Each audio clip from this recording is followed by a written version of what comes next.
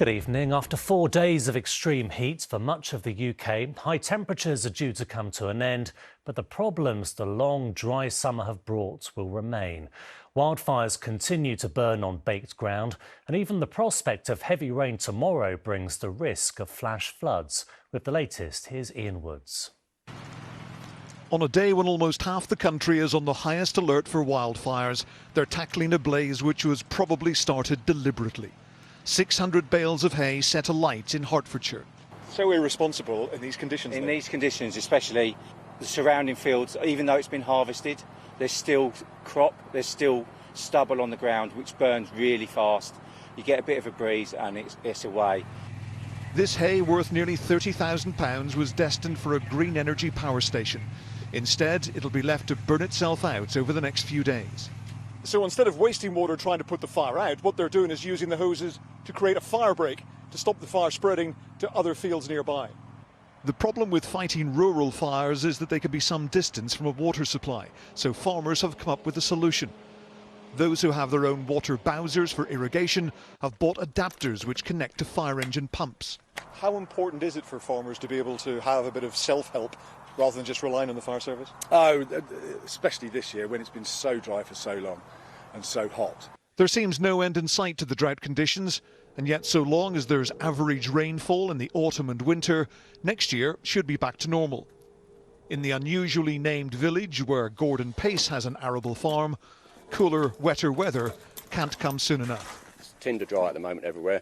We have to be very careful with all our cultivations and what we do and looking after our machinery so we don't cause a fire. Water shortages of a different kind in another rural area. Thousands of people living in Cranley and Surrey have been forced to collect bottled water after their taps ran dry. Not for the first time, a fault in a Thames water treatment plant cut their supplies, and residents are furious with the company. Why don't they just repair the damage rather than take the profit? That's what's upsetting people. We had a 92-year-old man here queuing up for water in the really hot sun. We had people with young children queuing up. And they're going to have to wait a long time for an upgrade to stop it happening again. So that's something we'll be doing over the next few years. We've got a plan to do that. But yeah, apologies. Obviously, this is extreme weather. We've built resilience to be ready for hot weather, but not for the period of time that it's lasted over this last 6 to 8 weeks. Rain is on the way in the coming days, not enough to end hosepipe bans, but damper conditions should provide some relief for firefighters who've had to deal with a record number of incidents like these. Ian Woods, ITV News. Today is the last of 4 days of the intense heat which sparked an amber weather warning for much of southern England and Wales. Concerns about drought and the impact on vulnerable people continue, but many have tried to make the most of it and head to the coast. However, as Emma Simpson's been finding out, labour shortages mean not all businesses are in a position to benefit from the extra trade. It's boom time if you're selling food and drink at the beach, if you've got the staff to do it. I need somebody to go in the kitchen. I need waitresses, bar staff. Louise runs this pub and is missing out on lost sales. We could certainly be taking more than we are if we were doing food 7 days a week and I'd got more staff so we can put the facilities out there. We're not putting the tables out on a Monday and Tuesday at the moment purely because I haven't got the staff to do so. It's even worse for this award-winning restaurant. Trading is on pause. They've struggled to get staff since Brexit and COVID. The owners are now abroad, trying to hire chefs and waiting for a special government licence to bring them over. Many sleepless nights. This business is a family business, so it's me and my partner. So this is our only income. This is all really we live for. And to be closed is really heartbreaking, to be honest. There's no shortage of customers in this town, just staff. Across the UK, there's something like 176,000 vacancies in hospitality. That's double the number before the pandemic. So this is a mock-up restaurant, so you won't find a customer in here. The boss of this Suffolk hotel chain shows me the training centre he started in March to help recruit and retain staff. You have to do something about it yourself because no one's going to give you these people, and if you want them to stay, you've got to give them the skills and the confidence to be with you. Labour shortages now, but could the tide be about to turn? At the Alex Cafe, they're open all week, 3 days only though, upstairs. But the owner's in no rush, with rising energy costs for him and his customers. I've done the job for over 40 years, and it's never been like this. You know, you've always been able to see a path, however steep that path is or difficult. At the moment, it's almost like an abyss. We could be looking at £100,000 a year extra on energy. You know, that's £2,000 a week. He's trying to keep it simple in a sector that's bracing itself for bumpier times ahead. Emma Simpson, BBC News, Felixstowe. Londoners are coming to the end of 4 days of extreme heat with the prospect of cooler temperatures next week. A drought's been declared and there's the prospect of a hosepipe ban soon. Thomas McGill reports. Cooling down at Charlton Lido, with many enjoying the respite from the recent soaring temperatures. Yeah, kind of forgot about it for a while, but yeah, it's been nice to rediscover it again. Well, it's lovely and refreshing. I'm not here very often, I'm back for uni over summer, and it's a lovely day to be keeping cool.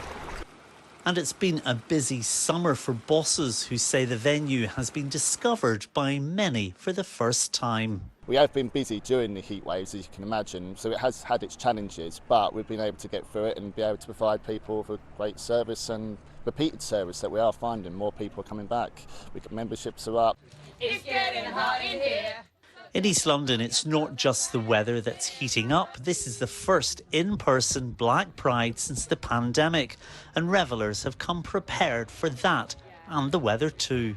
Well, I do love the heat, so naturally I'm already ready for it anyway. So I wore this nice little outfit, so I thought, get ready, nice. That's how I prepared, basically. I don't want to be people seeing like fainting and stuff like that, so I want people to enjoy themselves. Well, this is clearly a challenging time for many who are trying to stay cool. And London Fire Brigade say they have responded to a huge number of bush and grass fires. And London Ambulance Service say they have responded to a higher than normal number of heat-related calls. For now, people here are enjoying the sun with caution, knowing cooler times and a little rain is just around the corner. Thomas McGill, BBC London. Thames Water says some of the 7,000 homes in Surrey which had their water supply cut off yesterday have been reconnected. Bottled water has been handed out around Cranley after Thames Water blamed technical issues at a treatment works which led to local reservoirs running out of water. It says normal supply won't be immediate. Now the news in London. Charred ground remains at Dartford Heath after a large wildfire burned through acres of grass. Residents have spoken of their heartbreak and fear at the 5th significant fire there in the past month. Firefighters are still trying to dampen down the smouldering ground, as Kit Bradshaw now reports. Smoke billowing from heathland has become a depressingly familiar sight in recent weeks, as parched undergrowth and record temperatures provide the perfect breeding ground for wildfires. This one last night on Dartford Heath burnt through 10 hectares before fire crews were able to bring it under control. The devastation clear to see from the air. There's a large volunteer group that has helped throughout the years to make this place lovely, and you can have one fire like this that can just burn through a year's worth of work. It's quite heartbreaking, and some of the volunteers have said they won't do it anymore because all of the hard work they do put in is destroyed. The fire service have advised against walking on the heath today, but those that do come are being urged to stick to the footpaths, keep their dogs on a lead and avoid bringing disposable barbecues or anything else that could be a source for starting another blaze. At one point, 10 fire engines were sent here yesterday. Today, dozens of firefighters remained to dampen down the charred earth. Their thermal imaging equipment still detecting ground temperatures of up to 200 degrees. We're used to the smell, so I know you shouldn't get used to it, but we are used to the smell now. But getting closer and closer, you're quite worried at the moment with the dryness of the trees and the grass as well. You're quite worried it's going to get too close to the houses. Locals were advised to keep doors and windows shut for a time, with officials warning toxins could remain in the air for some days to come. Kit Bradshaw, ITV News, Dartford. 4 people collapsed after taking part in a half marathon in Richmond Park earlier. Police say they've been assisting the London ambulance service after the runners fell ill. They've since been taken to hospital.